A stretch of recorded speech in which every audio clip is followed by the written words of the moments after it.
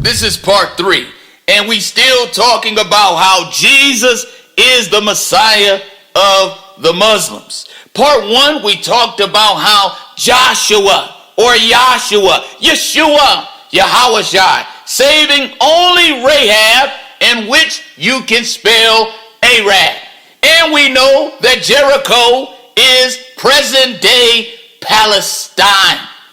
And in part 2, we talked about Esau only picking wives from other nations.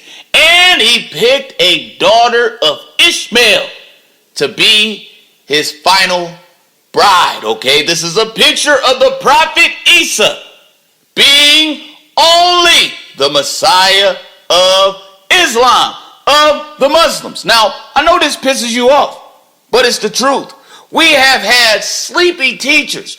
We have had people, man, I'm telling you, that I don't even understand how they have parking spaces reserved for them.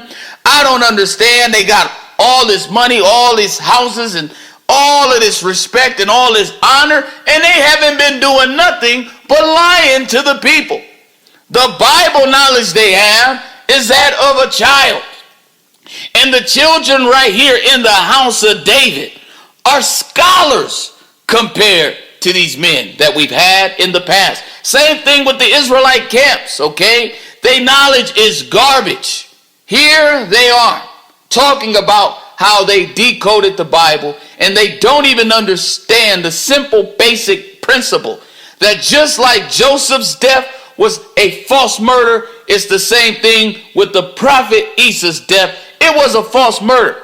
But now we want to talk about, in part 3, we want to talk about Bathsheba. Now open up your eyes. This woman name was Bathsheba. She was taking a bath. That's why Jesus told you to go spell. Jesus was the only prophet who gave us the word gospel. He wants you to go spell Esau. He wants you to go and spell Bathsheba. He wants you to go and spell corn. He wants you to spell so you can see the truth. And here we have this man, David, walking on the rooftop.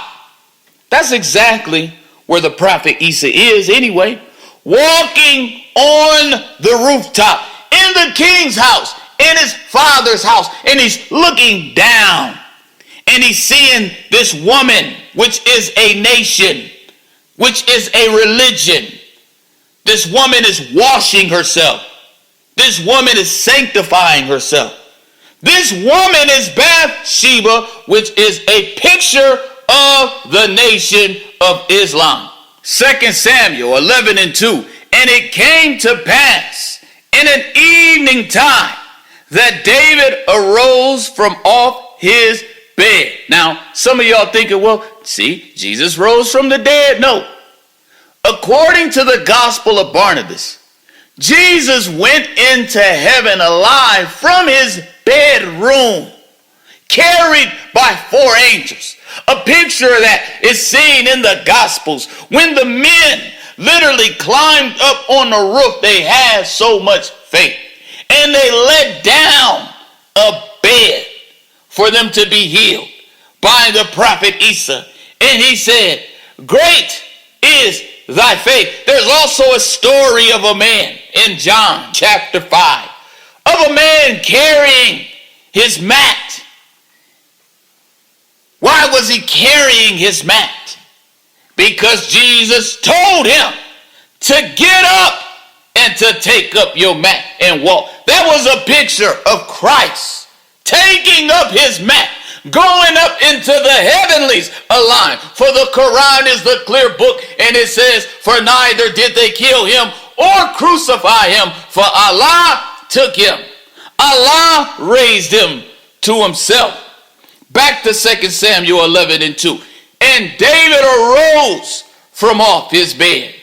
He went into heaven alive. Jesus is alive. Jesus is alive. Wake up.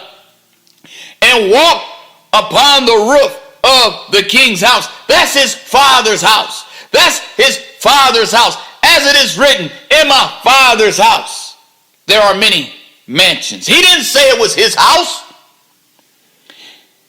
And from the roof, from heaven, he saw a woman washing. Now this is the Muslim. We are washing before prayer. We are washing after we urinate. We're washing after we defecate. We love to purify ourselves. Going on, the woman was very beautiful to look upon. Islam is a beautiful, monotheistic religion. It is a religion like one man with many wives.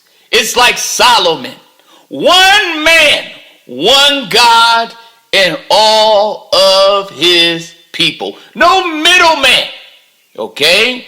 That's why a man can't have multiple wives, because a man is made in the image of God. But it is polytheism whenever a woman has more than one husband.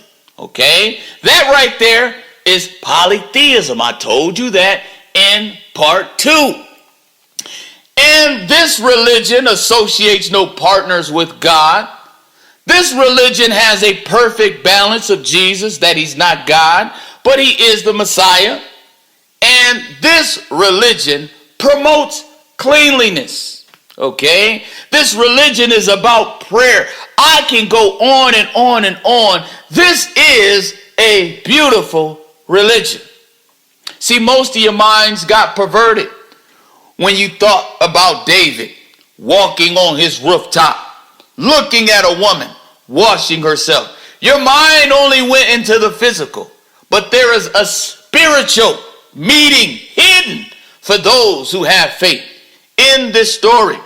Verse 3, and David sent and inquired after the woman. And one said, is not this Bathsheba, the daughter of Eliam, the wife of Uriah the Hittite? So this one woman was the wife of one man. And this one man was Uriah.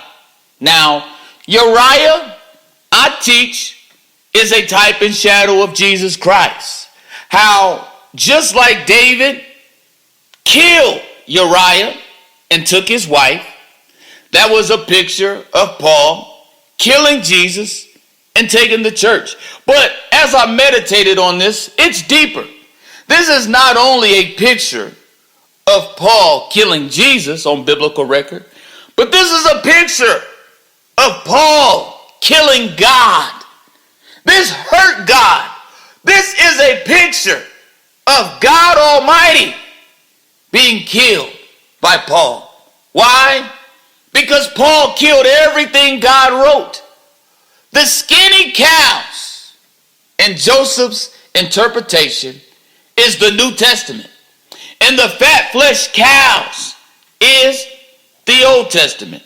And the skinny cows ate up the fat flesh cows. What is that going into? That's going into how everything that God wrote was destroyed by the apostate, the self-proclaimed apostle, the wolf in sheep clothing, Paul. So Uriah is also a type and shadow of the Father, being murdered by Paul. Why? Because Paul killed Jesus and took the Father's church. It wasn't Jesus' church. It was the Father's church. That's why I said Paul killed the Father. And he did. He killed everything he wrote. In Deuteronomy 24:16, he says, the Son shall not die for the Father. In 2 Kings 14:6, he says, the Son shall not die for the Father. In 2 Chronicles 25:4, he says, the Son shall not die for the Father. In the book of Ezekiel, chapter 18, the whole entire chapter is saying the Son shall not die for the Father, and the Father shall not die for the Son. Every man is going to die for his own sins. Paul ruined all of that with Romans 5 when he says, by one man's obedience, many were made righteous.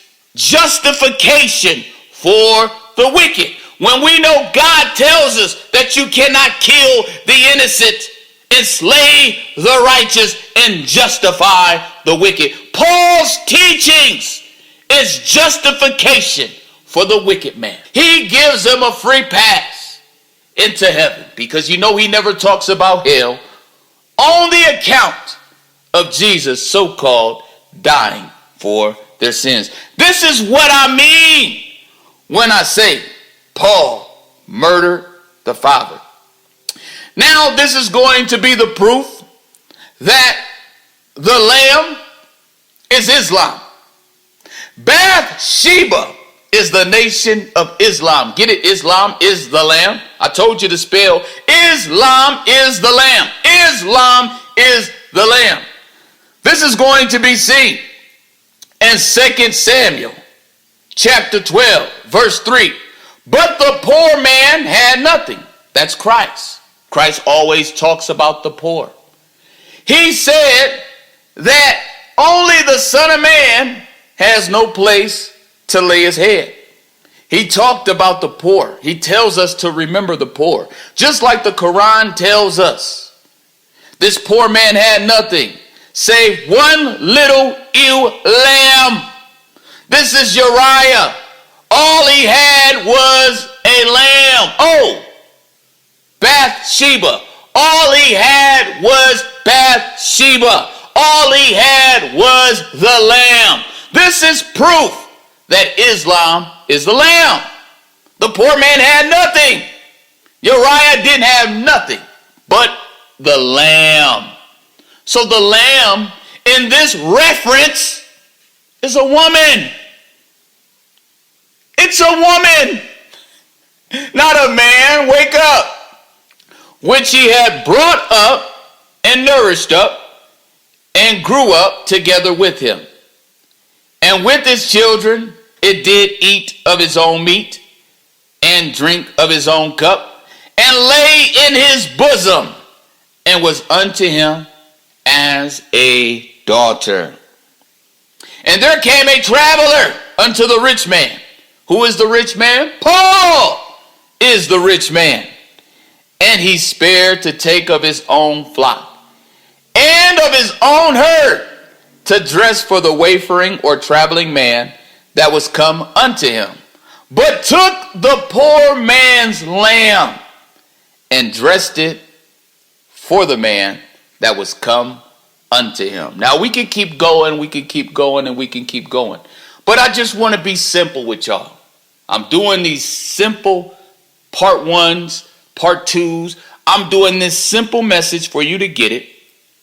That Uriah's wife was the lamb. And the lamb is Islam. The woman who is washing herself, get it, Bathsheba, is the nation of Islam.